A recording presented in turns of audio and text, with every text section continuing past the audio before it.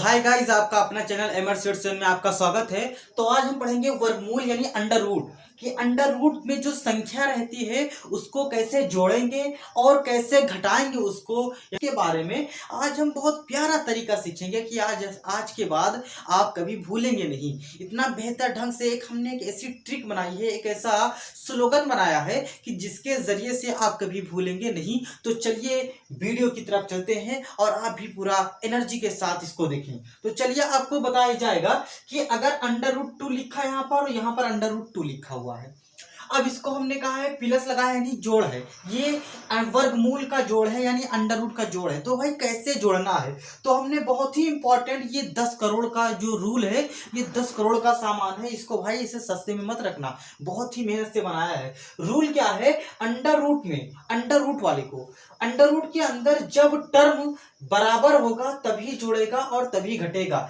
ये बहुत ही important rule है। यानी अंडर रूट के अंदर जो टर्म अगर बराबर है यानी सेम सेम होगा तभी वो अंडर रूट जुड़ेगा, तभी वो घटेगा, तभी वो जुड़ेगा और तभी घटेगा, वरना आप जोड़ घटा नहीं सकते हैं।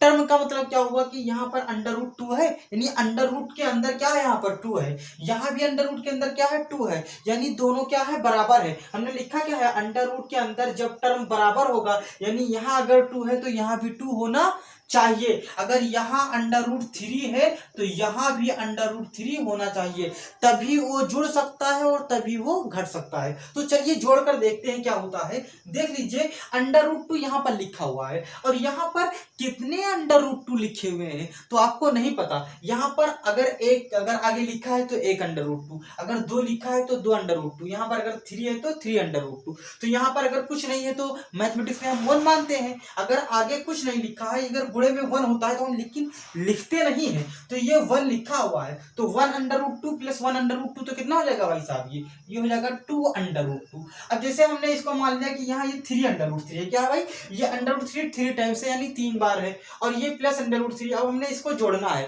तो ये जुड़ेगा कि नहीं जुड़ेगा। तो चलिए पहले देखते हैं। अंडर रूट के अंदर यहाँ भी से 3 है, अंडर रूट के अंदर यहाँ भी 3 है, तो ये जुड़ेगा क्योंकि अंडर रूट के अंदर टर्म बराबर है यानी वो सेम सेम है। तो देखो ये 3 अंडर रूट 3 लिखा हुआ है यानी ये अंडर रूट 3 कितने बार है, 3 बार है, और ये कितने बार है भाई साहब, तो ये 1 बार है, तो 3 और 1 4, तो ये हो जाएगा 4 अंडर रूट 3। ये आपका मैं अगला क्वेश्चन और लेता हूं, जिसे 2 under root 5 plus 3 under root 5। ये क्वेश्चन आपको एकदम, इससे आप क्या हो जाए, जितने भी कंफ्यूजन आपके माइंड में सारे क्लियर हो जाएंगे। देखना भाई साहब ये जुड़ेगा कि नहीं जुड़ेगा, पहले ये देखते हैं। तो यहाँ पर अंडर रूट 5 है, यहाँ भी अंडर रूट 5 है, यानी अंडर रूट के अंदर क्या है, 5 है।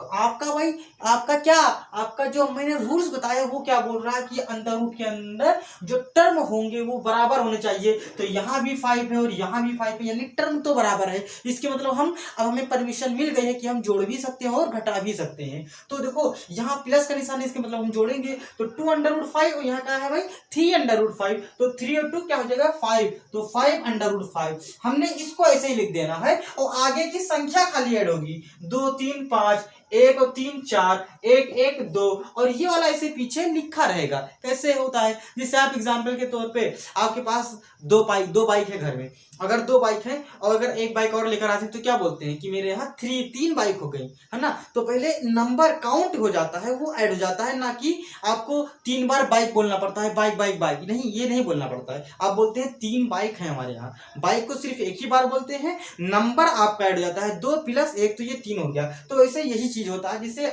यहाँ अंडर रूट 5 3 बार था, यहाँ अंडर रूट 5 कितने बार था, 2 बार, तो 3 2 5, तो अंडर रूट 5 क्या हो गया, 5 बार हो गया है। तो ये हो गया जोड़ का। एक अगला क्वेश्चन मैं लेकर लेता हूं आपके सामने, 3 under root 2 plus 5 under root 3। अब बताइए क्या ये जुड़ सकता है कि नहीं जुड़ेगा। तो सबसे पहले भाई साहब मैं फार्मूले की तरफ चल पढ़ूंगा। अंडर रूट के अंदर अगर टर्म बराबर होगा, ये आप कभी नहीं भूलना, चाहे आपकी जान ही क्यों ना चली जाए।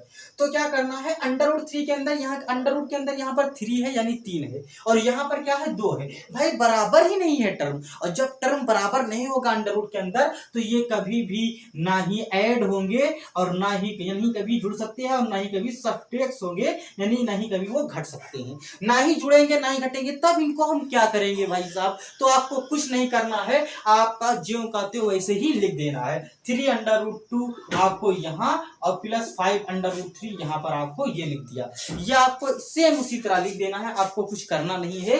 ये जब तक आप उतार लीजिए।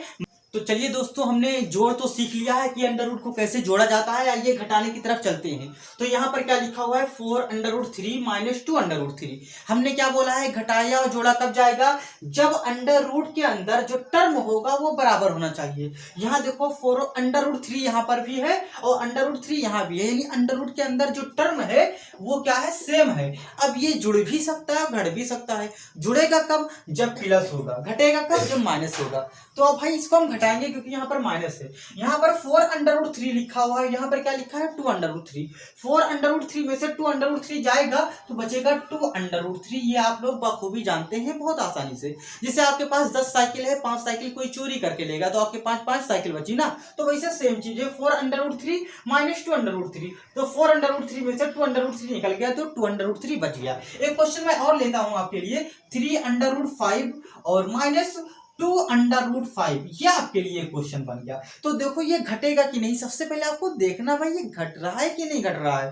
तो देखना अंडर रूट के अंदर जो टर्म है वो बराबर होना चाहिए। तो यहाँ भी 5 है और यहाँ भी 5 है, यानी आप जोड़ सकते हैं, घटा सकते हैं। घटाएंगे क्यों, क्योंकि यहाँ पर माइनस है। अब 3√5 में से 2√5 निकलेगा तो क्या बचेगा भाई, 1√5 बचेगा। तो 1√5 बचेगा। तो कभी भी आगे किसी के एक नहीं लिखा जाता है, मल्टीप्लीकेशन में एक नहीं लिखते हैं, ऐसे ही लिख दिया जाता है। जैसे कि आपके अगर आपके पास सिंगल एक्स है तो कभी भी आप किताब में इस तरह नहीं लिखते हैं, ये नहीं लिखा रहता है, ये आपको हमेशा इस तरह दिखेगा। ये भी एक्स एक्स है, ये भी एक एक्स लिखा है और ये भी एक एक्स लिखा है, लेकिन गुणा में कभी एक को लिखा नहीं जाता है। इसलिए मैथ वाले जो बच्चे होते हैं वो जानते हैं कि अगर कुछ नहीं है तो वहां पर एक है।